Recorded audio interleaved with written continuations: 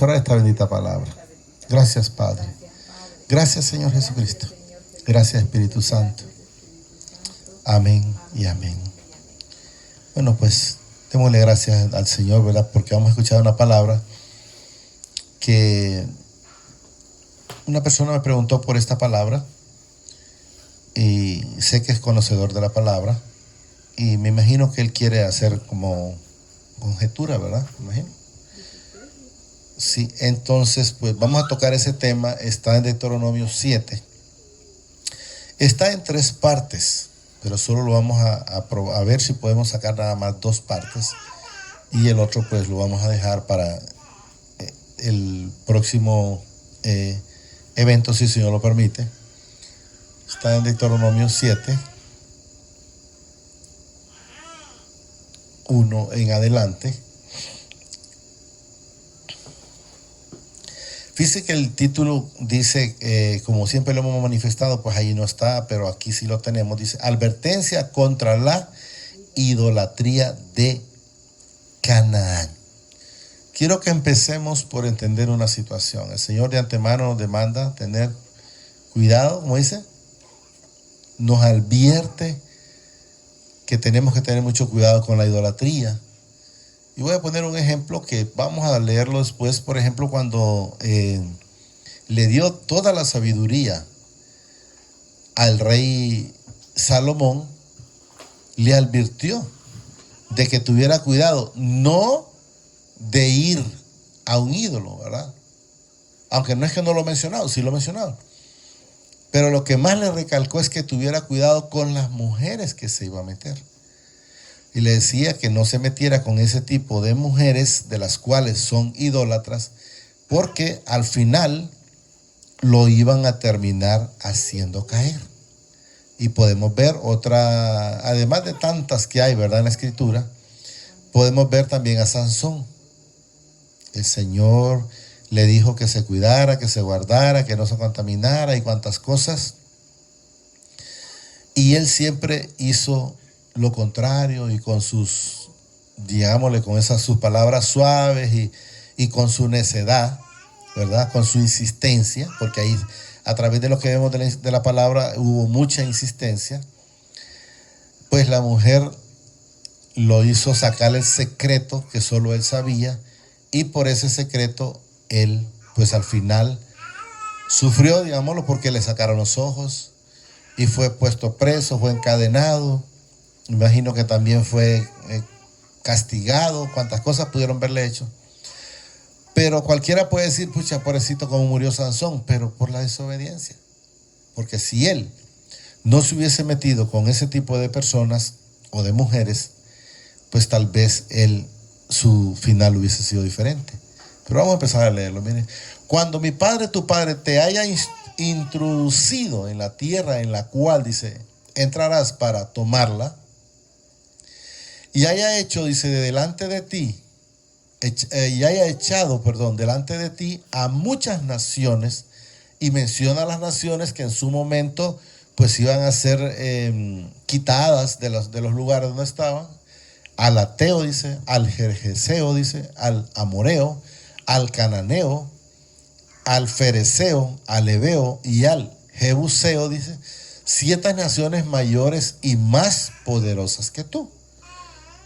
Poderosas que tú, llamémoslo en ejército, en armas, pues llamémoslo en situaciones económicas, hablando terrenalmente, quiero que entendamos, pero que si el Señor está con nosotros como lo hizo con ellos en ese momento, pues de antemano ellos son más que victoriosos.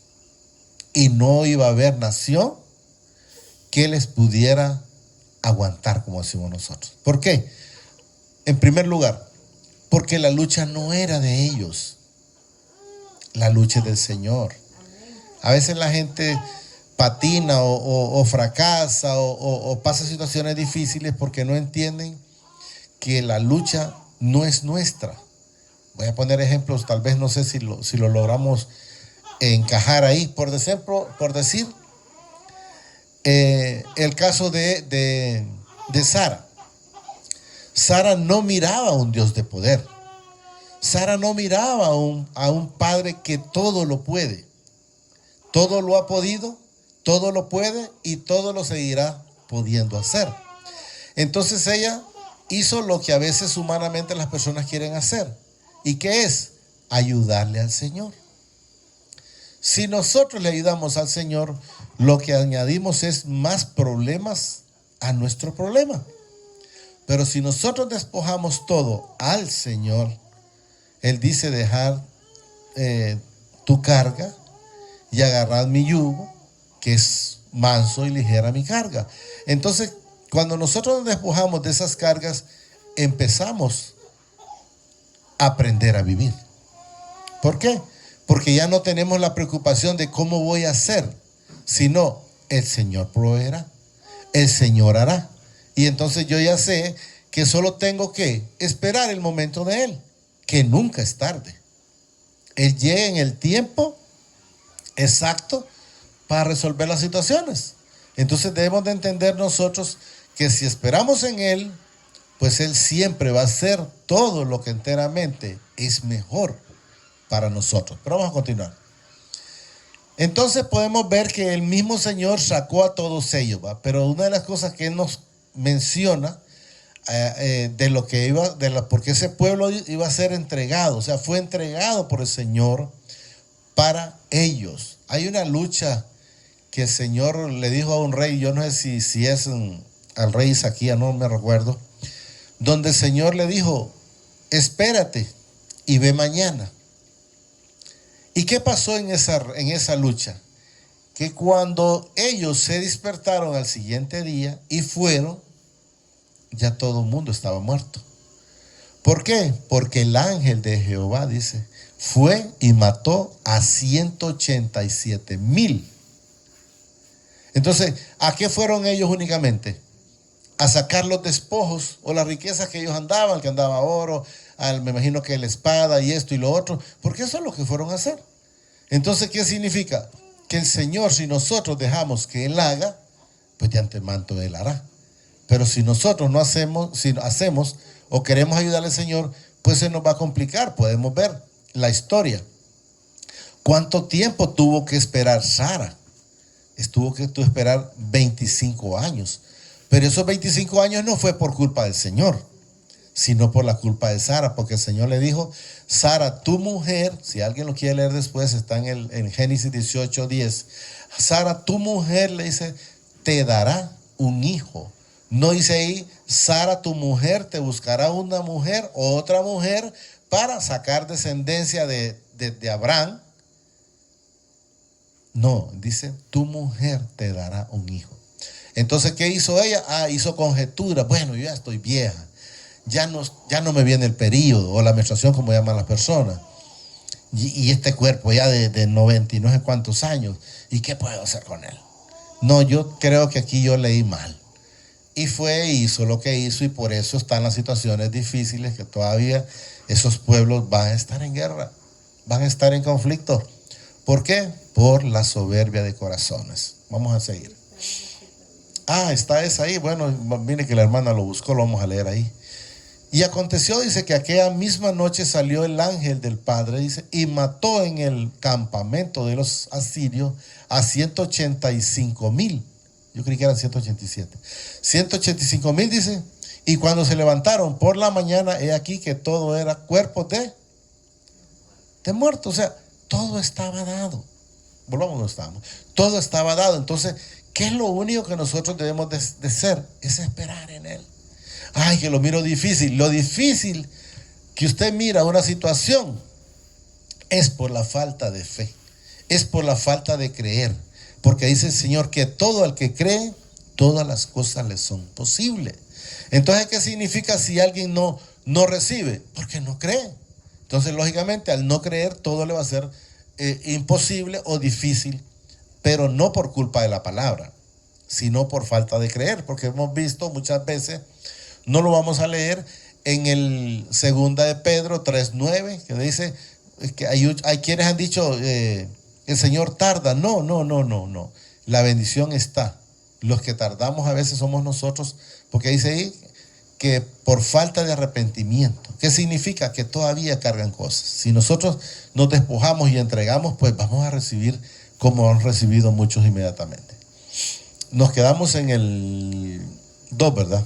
Y mi padre, tu padre, dice, los haya entregado delante de ti. ¿Qué está claro? El Señor los va a entregar. Es como que el Señor me mandara a mí a donde un hermano. Si Él me manda a que yo le lleve la palabra, tenga la plena seguridad que esa palabra va a ser para lo que fue enviada. ¿Por qué? Porque el Señor ha preparado esa tierra. Porque Él lo dice en Juan 15:1, que el Señor es el que prepara la tierra o labra la tierra. Ahí dice, mi padre es el labrador. Dice, y mi padre, tu padre, dice, la haya entregado delante de ti. Y las haya, miren, la haya entregado y las hayas derrotados. Las destruirás del todo. No dice parte, del todo. Y luego dice, no harás, dice, con ellos alianza, ni tendrás de ellas misericordia. ¿Qué significa? Es que me junté con ellos porque esa persona se mira buena. Así actuamos nosotros en la parte natural. Es porque esa persona se mira y es bonita y se mira humilde, pero una cosa es se mira y otra cosa es que sea, que son cosas diferentes. Hay personas que usted las conoce que se miran bonitas pero son peor que el diablo, de malas. Entonces, ahí es donde nosotros debemos de entender que hay cosas que, mire, no tenemos que contemplar. Y mi padre, tu padre, dice, las haya entregado delante de ti y las hayas derrotado, las destruirás de todo. No harás, dice, con ellas alianza, ni tendrás de ellas misericordia. O sea, no tengo que meterme con los que son impíos, no da a entender. ¿Por qué? Porque el impío siempre busca el mal. Las personas que están en la idolatría, aunque usted les diga una cosa, a la vuelta están haciendo lo que les gusta hacer, que es la idolatría. Seguir en las tradiciones en las cuales fueron criados. Yo les puedo decir algo, yo fui criado igual, pero bendito el Señor que me sacó de eso. Y digo me sacó porque me sacó. No es que me sacó y cuando está la feria de mi pueblo, por llamarlo de esa manera, me pican como dicen, las patillas. No, en lo absoluto. Doy gracias al Señor porque no siento absolutamente nada. Pero hay quienes todavía quieren seguir en esa dice, en alianza. Pero el Señor además, no harás con ellos alianza, ni tendrás, dice, de ellos misericordia. Yo le puedo decir algo. Si ustedes se fijan, el Señor Jesús en ningún momento demostró misericordia para con Judas. Ve y haz lo que tienes que hacer. No le dijo, y no crees que me puedes dejar, Judas, sin entregarme. O no crees que te puedes arrepentir para que no te vayas a condenar. No. Tienes que seguir tu camino, porque de allá donde te saqué, allá mismo es donde te voy a volver a meter. Eso tuvo que ver lo manifestado Jesús. No se lo dijo, lógicamente, porque no aparece en la Escritura. Pero quiero que entendamos que el Señor en ningún momento, ni por bonita, ni por flaquita, ni por gordita, ni porque tenga aparente humildad, en ninguna manera, que no haya alianza en ningún momento con ninguno de ellos, ni tengas de ellos misericordia, porque el Señor lo manifiesta, y no te emparentarás con ellos. O sea, no darás tu hijo con una impío o viceversa, tu hija con un impío.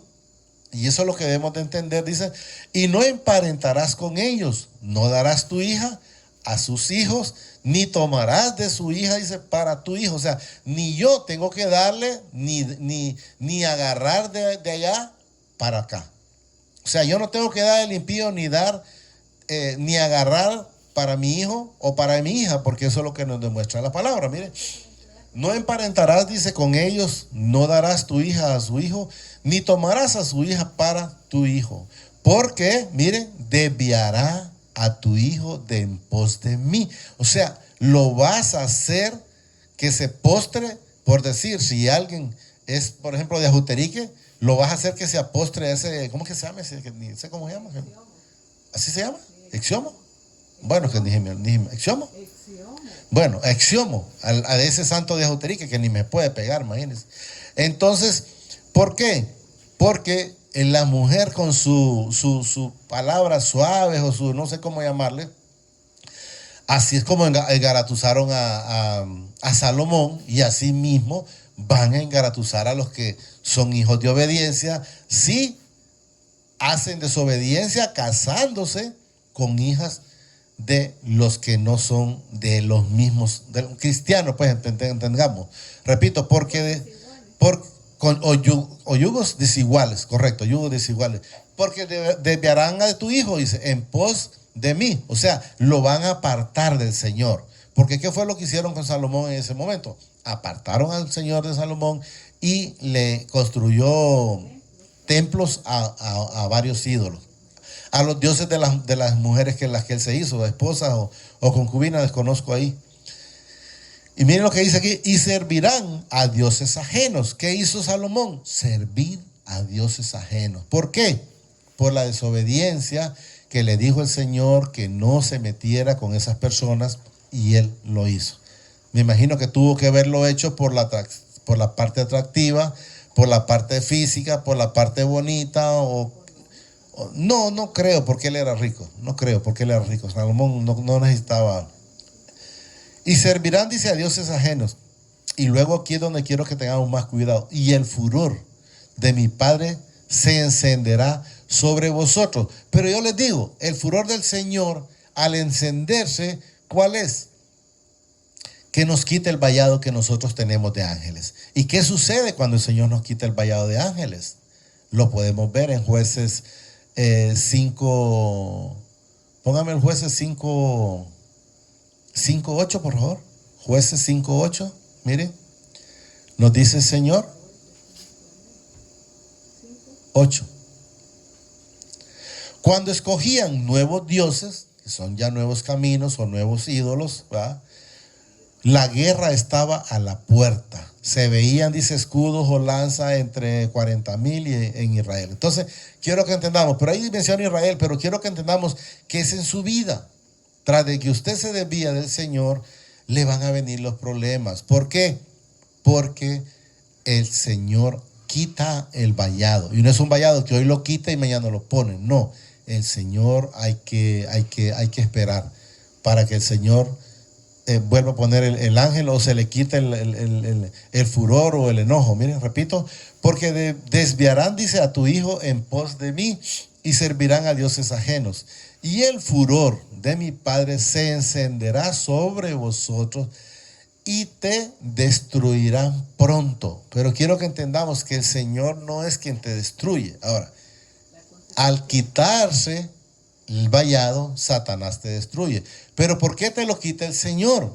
Te lo quita por la consecuencia de lo que has hecho, por la consecuencia del pecado, por la consecuencia que te has apartado en pos de Él. Y por esa razón es que suceden la destrucción, donde dice, y te destruirá pronto. Sí, pero quiero que entendamos que el Señor lo único es que te hace a un lado. Sus ángeles dicen, bueno, tú no quieres nada conmigo, entonces yo tampoco quiero nada contigo, y vete a ver cómo te vas a salvar con Satanás. Porque ¿quién? Porque al quitarle eso, entonces la consecuencia del pecado es muerte, y al quitar el vallado podemos ver que es destrucción, muerte espiritual. Cuando Satanás logró conseguir que el vallado de Jod fuera quitado, lo destruyó su familia en un abrir y cerrar de ojos. Le mató, no, lógicamente, Satanás, ¿verdad? Le destruyó sus hijos, todos sus bienes, todos sus empleados, o sea, todo le quitó. Entonces, ¿pero por qué? Cualquiera puede decir, pero si el Señor mismo dijo que era un hombre justo, bueno y temeroso, y sí, pero no conocía al Señor, que son cosas diferentes. O sea, ¿de cómo lo conocía? De oídos, de referencia, como que yo le diga a alguien, mire, hay un Dios bueno, es un Dios de poder, y si usted va a Él, sí, pero nosotros tenemos que saber que es necesario conocerlo. Es necesario conocer ahora nosotros al Hijo para poder acceder al Padre. Es necesario recibir a Jesús para poder ser salvo. Si nosotros no recibimos a Jesús, no podemos ser salvos. Entonces podemos entender, y luego nos dice, mas así habéis de hacer, dice, con ellos. Sus altares destruiréis y quebrantaréis sus estatuas y destruiréis sus imágenes de acera y quemaréis sus esculturas en el fuego.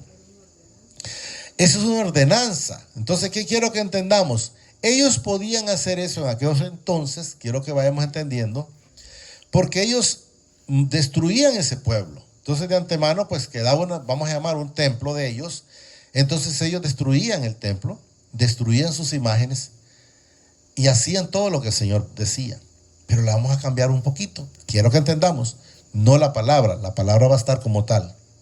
Ahora esas cosas nosotros las podemos hacer en nuestra vida. ¿Destruir qué? Esa idolatría, la cual, en el caso mío, iba antes a ese San Francisco de Asís de Yarumela. Entonces, para mí, eso ya quedó destruido, quedó olvidado.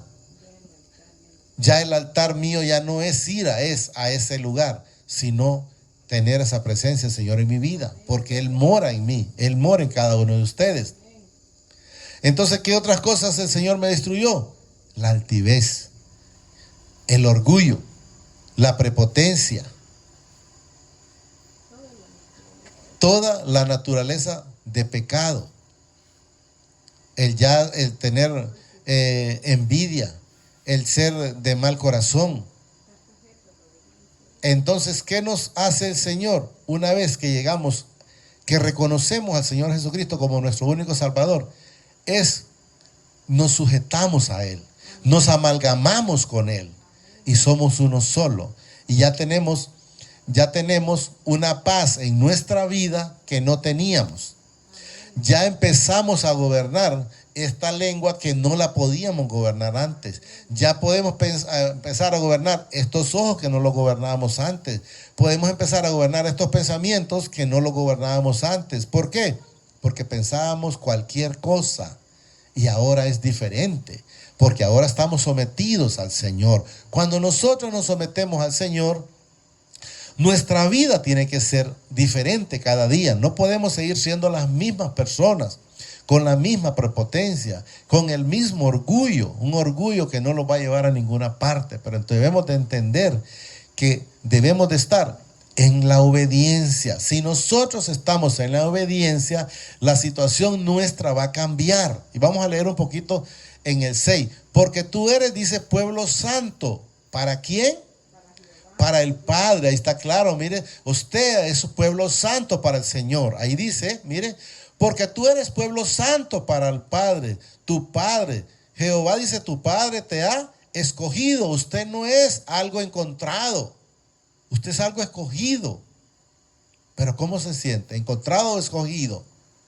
Entendamos que somos escogidos. Mire lo que dice, te ha escogido, te ha escogido. No es que nosotros lo elegimos a Él, es Él que los eligió, o es Él el que los escogió a nosotros. Miren lo que dice la palabra, repito, porque tú eres pueblo santo para el Padre, tu Padre.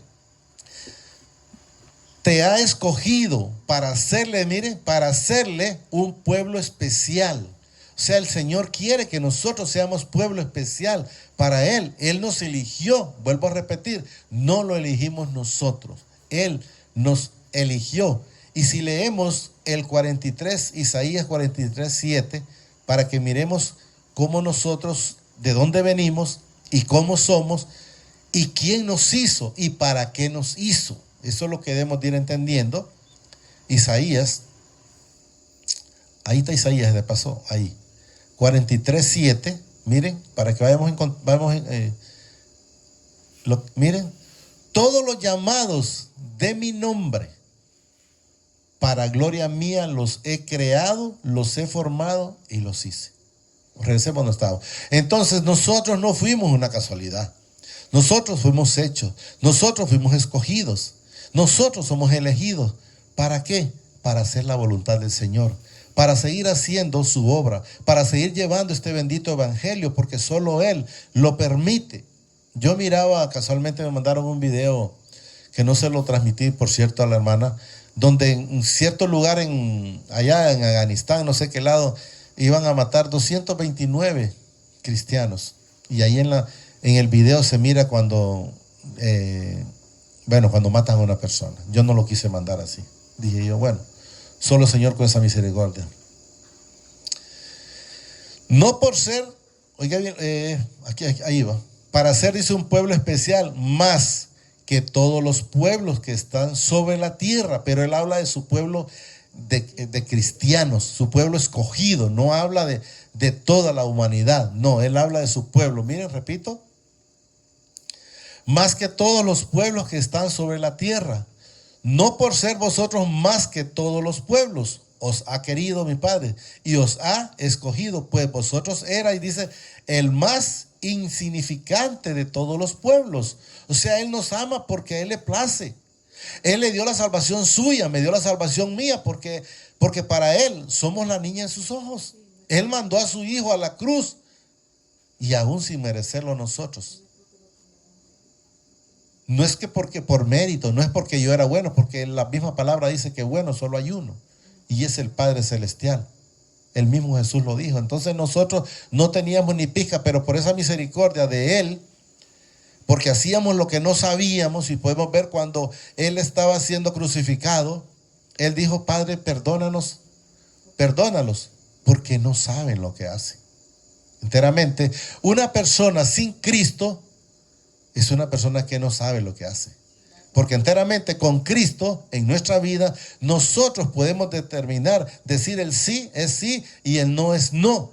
Pero sin Cristo somos fluctuantes en un lado y en otro, pero con Él somos siempre más que vencedores. Si no, dice, por cuanto mi Padre os amó. ¿Por qué? Él nos dio a su Hijo porque nos amó, aún sin merecerlo, pero Él siempre nos ha amado. Fuimos nosotros que fuimos descarrilados, no Él. La palabra siempre ha estado como tal. Quienes se perdieron fuimos nosotros. ¿Y por qué fuimos perdidos nosotros? Porque fuimos sometidos a desobediencia. ¿Por qué y para qué? Para que nosotros lleguemos a los pies de Jesús. Porque solo a través de Jesús podemos regresar de nuevo al Padre. Porque Él es el único intercedor para con usted como para conmigo. No hay otro intercedor más que el Señor Jesucristo ante el Padre Celestial. Mire, repito, sino por cuanto mi Padre os amó, dice, y quiso guardar el juramento que juró a vuestros padres. Os ha, dice, sacado mi Padre con mano poderosa y os ha rescatado de servidumbre de la mano de Faraón, rey de Egipto.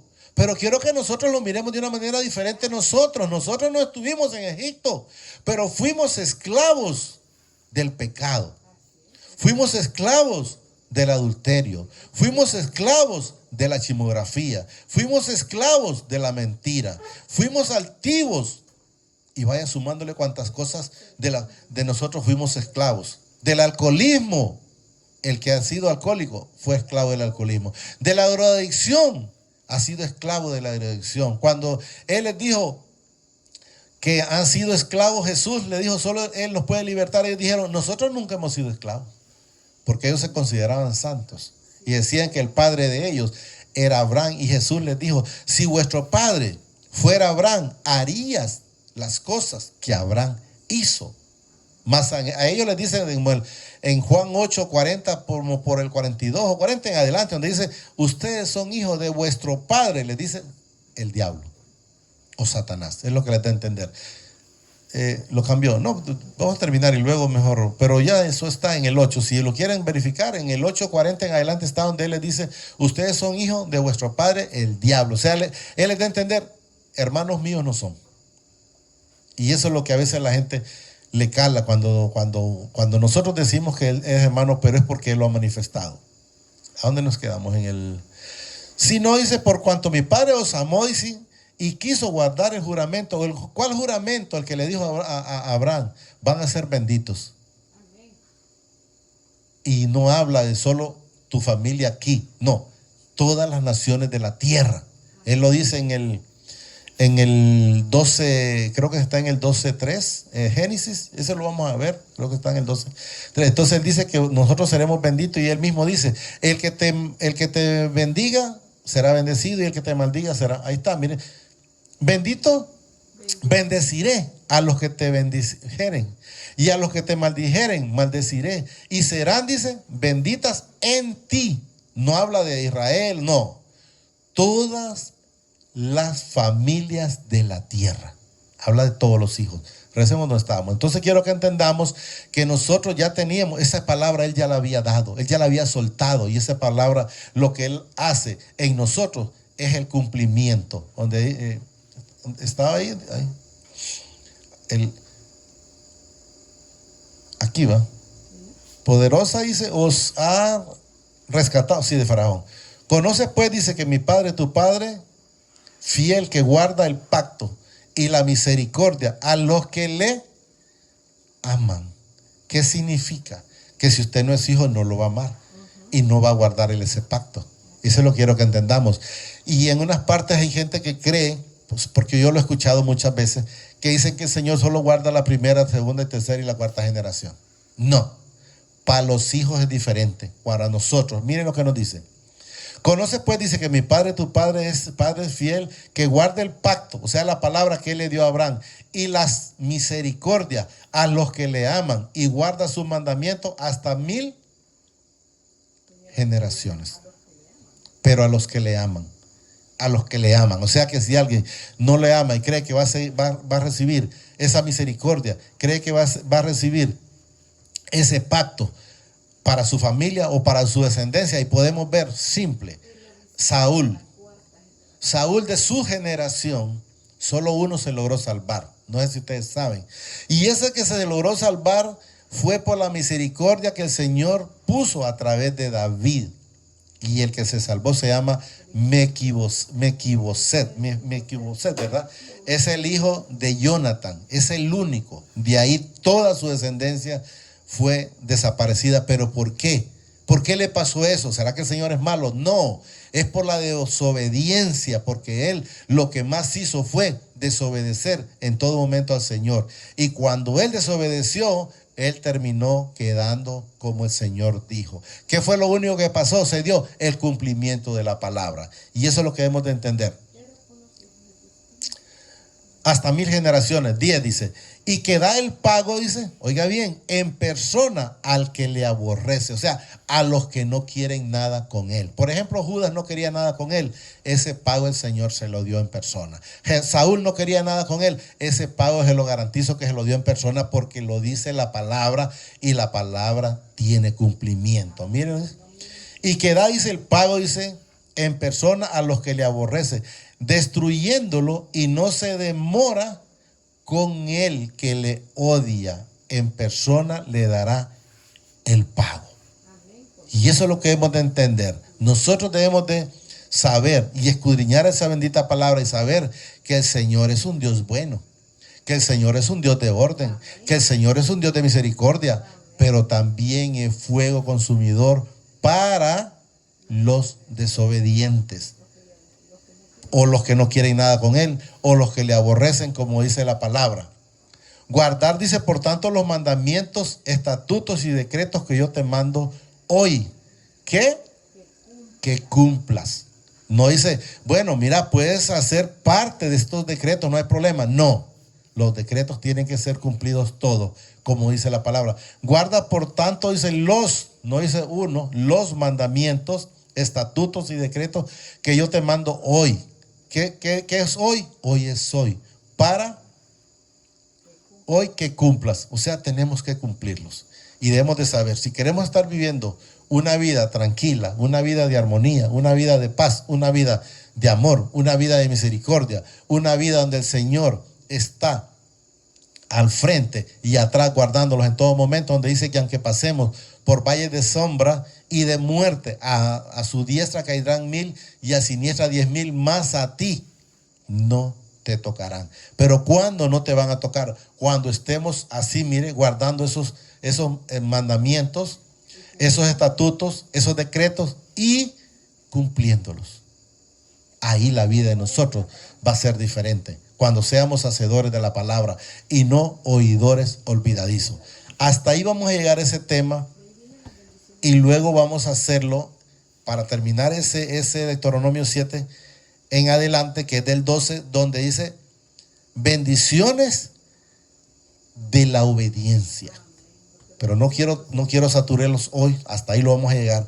Pero la otra, el sábado, si el Señor lo permite, vamos a continuar con la diferencia, para que nos demos cuenta, con lo que falta, para que nos demos cuenta cuando nosotros estamos en obediencia y vamos a ver las bendiciones del Señor.